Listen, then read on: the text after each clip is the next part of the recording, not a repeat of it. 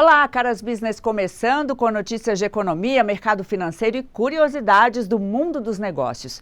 E eu começo com notícia boa vindo do litoral paulista. O Porto de Santos registrou um recorde histórico na movimentação de contêineres. Foram mais de 3 milhões de unidades no primeiro semestre deste ano. Isso representa um aumento de 18% em relação ao mesmo período de 2023. Olha só, esse crescimento reflete a força das exportações brasileiras, com destaque para soja, açúcar e milho. E agora, olha só essa história que parece até mentira, mas é real, viu? Um homem dos Estados Unidos comprou 2 raspadinhas da mesma loteria. Até aí tudo bem, só que ele ganhou nas 2. Olha que sortudo! Cada bilhete premiado valia $1 milhão. No total, mais de 11 milhões de reais.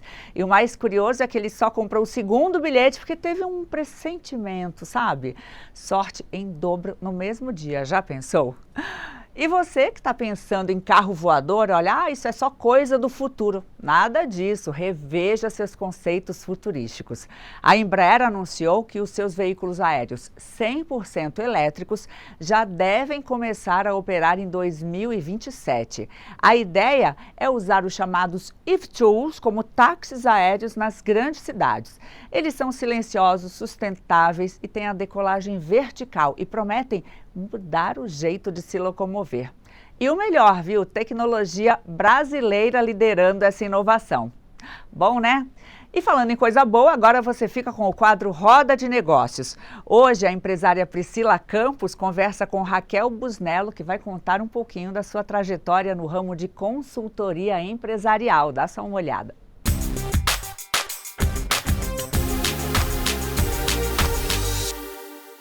Obrigada, Lili.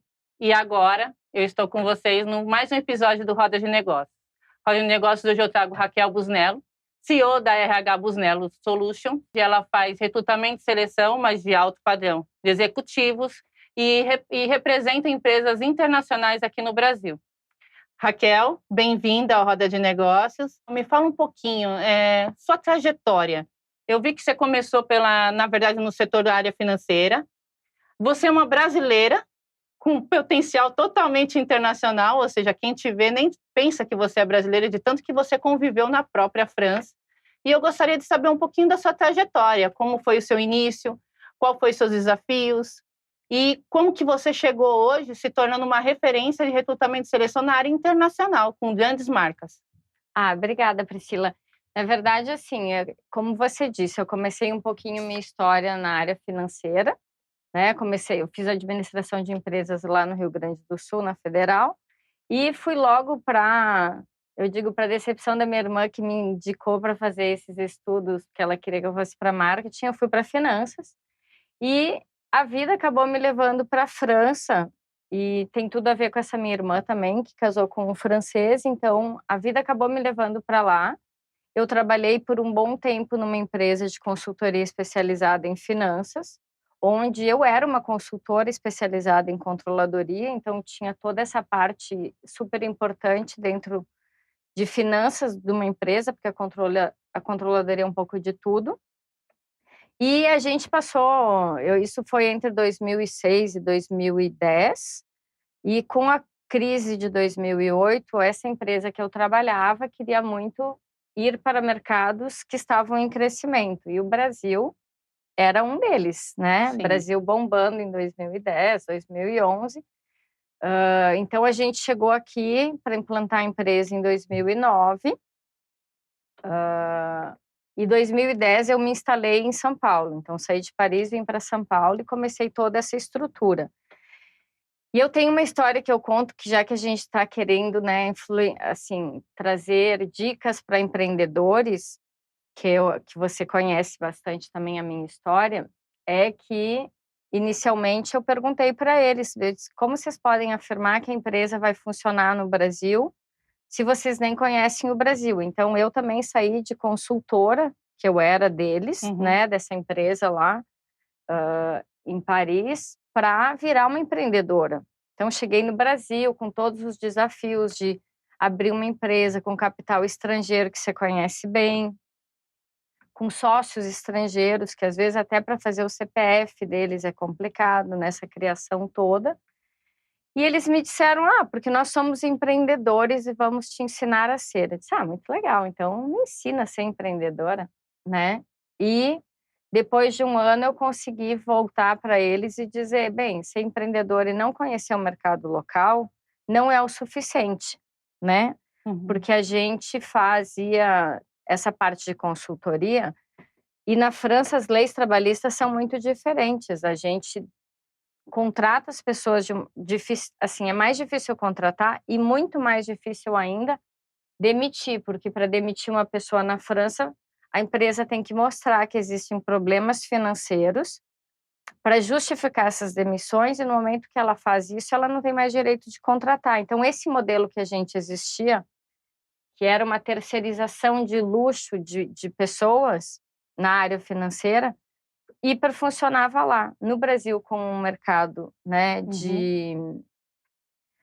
onde a gente demite e contrata que nem os americanos, não, assim, funcionou o primeiro ano, teve muito sucesso, mas depois as empresas queriam contratar. Elas não queriam trazer um consultor para fazer o trabalho de uma pessoa que deveria ser contratada. Então, foi aí que começou a dificuldade com eles e a dificuldade das empresas tanto francesas quanto de qualquer nacionalidade que não se adaptam ao mercado e entende que tem particularidades. Que você também conhece bem isso. Todo mundo sabe que hoje, para empreender no Brasil, as leis elas são totalmente diferentes e cada um tem um padrão de trabalhista, assim como qualquer tipo de legislação. Então, assim, atuar hoje no Brasil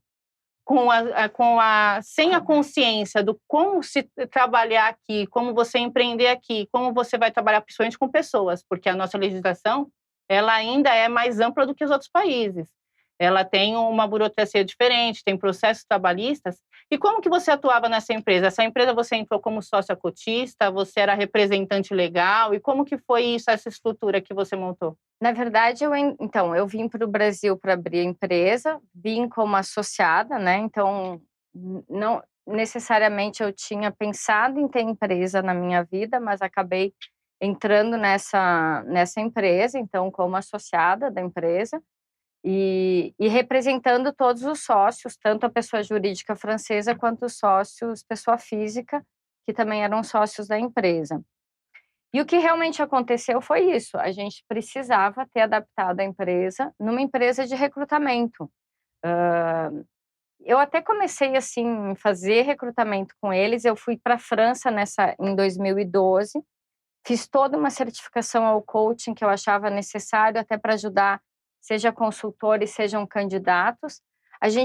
Eu comecei a fazer recrutamento ainda, estando com essa outra empresa de consultoria. E daí meus sócios disseram, não, Raquel, porque os nossos clientes em Paris vão nos pedir para fazer recrutamento. E eu tentava argumentar e dizer, não, a gente vai abrir uma marca recrutamento no Brasil. Em paralelo, se eu conseguir, eu vou desenvolver a consultoria e você vai explicar que o mercado é diferente, que no Brasil a gente faz recrutamento e que a gente não faz consultoria, porque o mercado não aceita, então, e vocês continuam fazendo consultoria na França. Bem, foram muitas, muitas, muitas conversas que surgiram em nada, então, assim, a conclusão foi a gente se separar.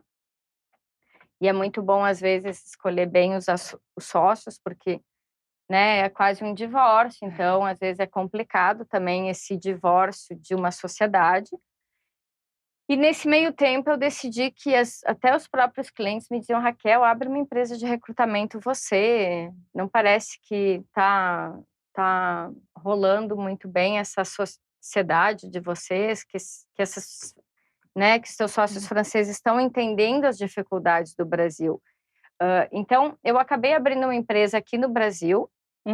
Encontrei algumas pessoas que me disseram, por que você não abre uma empresa na França? Que inicialmente eu disse, imagina que eu vou abrir uma empresa na França. 6 meses depois eu tinha aberto uma empresa na França também, me dei 6 meses para entender o mercado lá, no sentido de abrir uma empresa, porque eu já tinha trabalhado na França, mas nunca aberto uma empresa. E daí eu fiquei 5 anos e meio morando praticamente 1 mês em São Paulo, 1 mês em Paris, dependendo como estava a agenda aqui e lá. Então, as férias de lá eu passava aqui, as férias aqui eu passava lá, porque era muito em cima do que estava acontecendo de interessante que eu fazia essas idas e vindas da França para o Brasil. Hoje, na verdade, eu atuo com algumas empresas estrangeiras e elas realmente fazem o recrutamento e seleção de alguns brasileiros. Além disso, eu gostaria de saber qual que é o perfil dessas empresas, que é o perfil dessas pessoas que elas procuram aqui no Brasil, mas antes disso, essas empresas elas precisam se adequar a algumas soluções, a alguns procedimentos. O que você, na verdade, poderia informar, poderia dar essas dicas para quem realmente... Porque tem pessoas que procuram empregos, eu vejo que até a parte da relação de remuneração dessas empresas, por eles não terem conhecimento do nosso mercado, eles são uns valores muito mais altos do que a gente pratica aqui no país. Como que você lidar com isso e quais são os perfis desses profissionais? Os perfis são os mais variados possíveis, assim. O que acontece? Hoje, com a RH Busnelos, a gente atende tanto empresas grandes que estão muito bem implantadas no Brasil, mas que são francesas, que vão precisar de gente que tem uma multiculturalidade, ou que falam diversas... Bem, no mínimo é o inglês, né? Porque existe uma comunicação com a França, ou até em casos com outros países, então... Essa exigência de, às vezes, falar muitas línguas é importantíssimo. Eu tenho a vantagem que eu tenho candidatos assim que falam inglês, falam francês, falam espanhol, falam um pouco de tudo. E daí, assim, sim, se a empresa está vindo se implantar e está precisando do diretor-geral, pode acontecer de querer, ainda mais hoje que a gente está com o euro muito forte, querer fazer uma remuneração do mesmo nível que tem lá, que às vezes parece muito alto.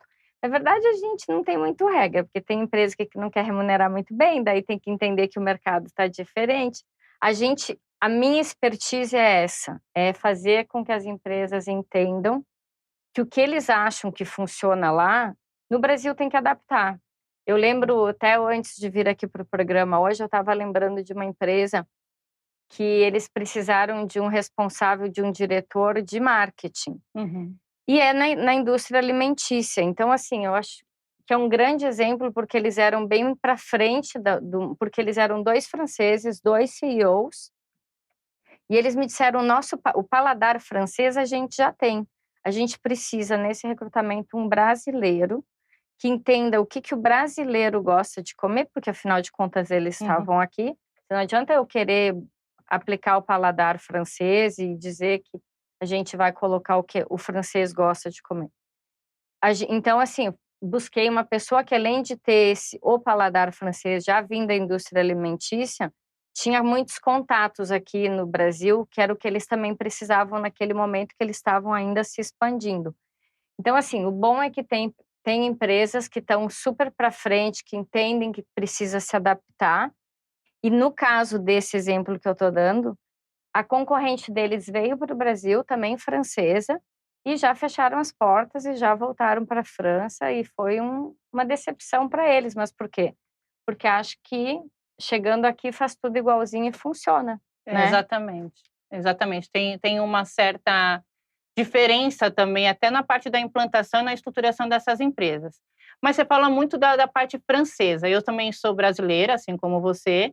Comecei também pelas câmaras de comércio, mas eu sei que existe uma dificuldade muito grande para quem é brasileiro ser reconhecido dentro das câmaras. Então, por mais que nós estamos dentro da Câmara de Comércio, às vezes as maiores referências são aquelas empresas que possuem um estrangeiro já dentro da sociedade, que já têm uma estrutura lá fora. Como que você conseguiu entrar na Câmara da França e hoje ser, na verdade, a influência em tantos mercados? Porque, assim, você abriu uma empresa na França, você é brasileira, também conseguiu pelas câmaras de comércio. Eu sei da dificuldade que é. Hoje eu não tenho dificuldade nenhuma com a Câmara, mas até conquistar demora demais. Eu acho que a grande vantagem, assim, inicialmente eu não queria voltar para o Brasil, então, assim, mas não tinha uma outra brasileira na empresa que eu estava para fazer esse projeto todo de implantar a empresa. E foi, na verdade, com eles que eu já, antes de estar em São Paulo, eu já estava inscrita na Câmara Francesa. Então, eu comecei a frequentar E daí é um pouco da nossa cara dura, né, bem de brasileira, de também não ser tão tímida, de não ser de realmente buscar. E eu sempre conto que, assim, eu fui na primeira assembleia geral da Câmara de Comércio, e daí tinha uma eleição dos conselheiros e tinha uma cédula onde só tinham homens. Eu disse: "Ano que vem eu vou me candidatar". Ah, daí fui lá, me candidatei, fiz minha campanha para que votassem em mim, e desde então, há praticamente 12, 13 anos, eu sou conselheira da Câmara Francesa aqui em São Paulo. E como eu fiquei muito tempo entre a França e o Brasil, sim, eu acabei sendo conselheira da Câmara Brasil-França em Paris também. Eu acho que eu fui a única pessoa até hoje que, ao mesmo tempo, foi conselheira das 2 câmaras. E sim, hoje, bem, dentro da Câmara, eu represento a Comissão do Mundo do Trabalho, que tem tudo a ver com a minha Uhum, empresa, mas eu tenho muita afinidade com bioeconomia e sustentabilidade, que então eu também participo dessa uhum. comissão como vice-líder, e ainda de o que a gente chama de um réseau PME, que são de pequenas e médias empresas, porque com o passar dos anos a gente vai conseguindo entrar, Sim. né, e que eu estava comentando também, há muito pouco tempo eu também estou fazendo esse investimento de começar a conhecer e entrar na Câmara Italiana, já que eu tenho toda a minha origem, né, eu sou uma ítalo-brasileira, nascida no Brasil, óbvio, mas com todos os antepassados que no sul do Brasil, a gente tem uma colonização muito forte italiana. Então, é um trabalho que a gente vai plantando, plantando, plantando, e É. um dia, né, a gente tem um Eu reconhecimento. eu também acompanhei alguns eventos que você também promove. Você chega aqui no Brasil, pega todos os franceses, faz aquele evento aqui. Aí depois você vai na França, pega todos os brasileiros e faz aquele evento lá. Como que é isso, na verdade? Dá bastante networking, né? É, o objetivo é o networking. Eu acho que, assim, por mais que eu tenha uma empresa de headhunting que faça recrutamento e coaching e tudo isso, esse networking para as pessoas que estão na busca de entrar no mercado, quando eu vou para Paris, eu sempre faço esse encontro de brasileiros, Hum, que hoje é também frequentado por franceses que estão lá morrendo de saudades do Brasil, que moraram aqui por 2, 3 anos, que foram expatriados, que querem ter esse contato com a cultura brasileira, porque foram anos muito bons para eles. E da mesma forma aqui, por muito tempo eu fiz happy hours de franceses, e sempre com o objetivo de que as pessoas se conheçam. É claro que desses encontros também acabam saindo clientes, então eu trabalhei para Dengo em Paris, porque o CEO da Dengo veio no meu encontro de brasileiros, que eu não faço nem ideia como ele ficou sabendo, né, do evento, provavelmente foi por LinkedIn, porque eu foco muito que sejam eventos profissionais, que sejam pessoas que estão ativamente no mercado trabalhando e que estão buscando essa recolocação, né. entendi. Então, tem gente que está trabalhando e a gente vai. A ideia dos encontros em Paris é realmente, assim, fazer com que uma comunidade brasileira pareça mais forte, porque os brasileiros, quando saem do Brasil, meio que fogem dos Uhum. outros brasileiros. É um pouco isso. Você faz um serviço de coaching também. E essa a mobilidade internacional que você faz, de uma forma, assim, bem objetiva, isso daí também te traz um outro conceito na RH Busnello Solution, ela faz uma diferença, porque ela não vira só um recrutamento, ela também é um serviço de coaching, de preparação desses profissionais. É, a gente, assim, acaba fazendo coaching executivo dentro de empresas, mas, eu como sou certificada o coaching na França, eu particularmente faço coaching para pessoas físicas também, que então, assim, ou estão na França, que são brasileiros procurando se recolocar no mercado, ou mesmo trocar de emprego, porque às vezes as pessoas estão há tanto tempo trabalhando numa empresa, que elas já não sabem mais fazer entrevista, não sabem mais se o currículo tá bom, se a forma como elas estão se apresentando é boa. Eu acompanho, às vezes, franceses que estão no mercado brasileiro ou querendo se recolocar ou querendo trocar de emprego. E daí tem casos mais particulares também, assim, eu tenho um cliente que veio de Dakar, do Senegal, para o Brasil, sempre tem, né, sempre tem, ou muitas vezes tem uma relação aí que veio porque a esposa é brasileira, eles estavam morando em Dakar, mas decidiram que seria legal fazer uma segunda etapa da vida deles aqui no Brasil. Eu já acompanhei brasileiro que queria trabalhar e morar na França e que conseguiu um emprego estando no Brasil e depois foi para a França. Eu acompanho todo o processo, desde a pessoa pode pedir demissão no Brasil e ir para a França, tem essa estrutura financeira para poder fazer isso. Então, assim, é muito interessante porque, tanto que eu sempre digo, tem empresas de auto-placement, o meu trabalho é hiper individualizado, eu não consigo colocar as pessoas numa caixinha só e dizer, vamos todos fazer o currículo dessa jeito. Vamos todos se apresentar dessa forma. Não, cada pessoa é uma pessoa, tem uma experiência, um histórico, que precisa ser valorizado de uma forma diferente. Mas muito obrigada, Raquel. Bom, aqui eu agradeço a sua presença e eu sempre falo que são histórias que inspiram, que o empreendedorismo, na verdade, ele começa com uma persistência, com a credibilidade, com a confiança e com a cara, né? Com muita cara. Persistência é tudo. Então, eu encerro aqui e agradeço a sua participação. Obrigada a você. Agora, Lili, é com você.